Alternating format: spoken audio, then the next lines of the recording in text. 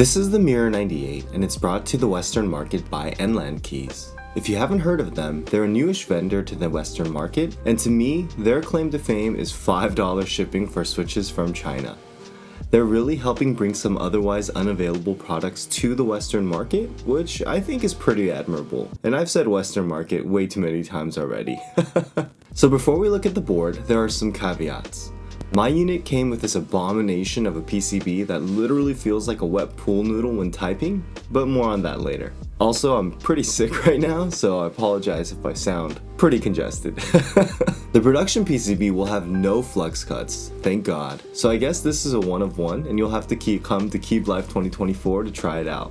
Now that we have that out of the way, let's get to the specs because there's actually a lot to be excited about. The Mirror 98 is a gasket mounted, compact full-size layout with a twist, and it'll come in a few different colors. It has a front height of 19.5mm and a typing angle of 8 degrees. You'll have the option of a black or red PVD weight and a polycarbonate FR4 or aluminum plate. The plate itself has pretty significant flex cuts throughout, although I'm told that the production model you'll have a choice of either flex cut or no flex cuts in the plate. Today we're looking at it in the E-green, which I think is a nice light shade that pairs pretty well with GMK Botanical Desert. It's been feeling like a desert these past few days in Southern California, so I'm sorry if some of the typing tests have little kids screaming, but it's just too hot to have the windows closed right now. I already mentioned the PCB, which is pretty limited in terms of layout. It's 1.2mm thin and comes in hot swap only for now, and you have only cutouts for a 6.25U spacebar. On the other hand, the production model will be tri-mode wireless if that makes up for it. Oh, and the board will cost just $145, which is a few dollars cheaper than the QK100. Similarly to the QK100, you have the option of running it plateless or in top mount.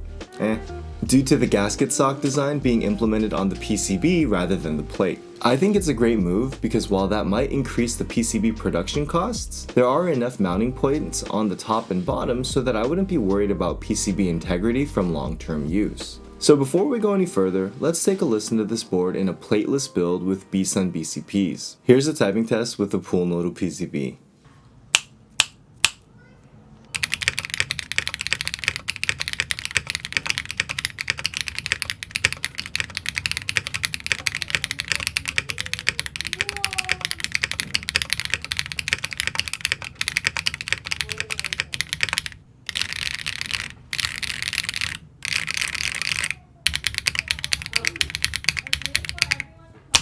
So with no foams and no plate, this is quite literally the craziest type feel I've ever experienced. It's actually kind of therapeutic in a kind of demented sort of way, because in the way it's set up, you can literally feel each individual key resonating as you type. It's pretty discombobulating, kind of like looking in a carnival mirror while you smash that like button.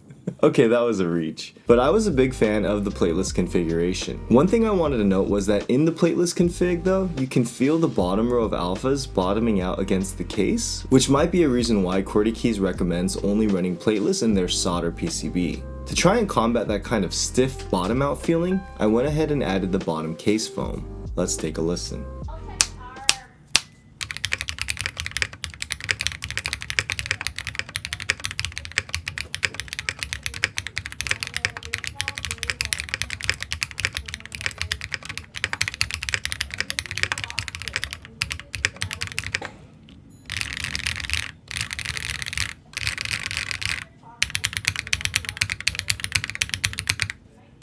With the case foam, the bottom out issue isn't as jarring, so that's a workaround if not a complete fix to the issue. Overall, the Mirror 98 has a few things I really love, like the ability to go plateless and the full numpad. I personally think the aesthetic of the Mirror 98 is cleaner than the QK100, but the two boards are very similar. As for some improvements I wish we'd see, the bottom row type feel in the plateless is not the greatest, like I already talked about. Although weirdly enough, the mod row and the spacebar aren't affected, so I think it has more to do with the excessive flex cuts in the PCB, which thankfully they'll be taking out the flex cuts in the production model, so it shouldn't be too much of an issue.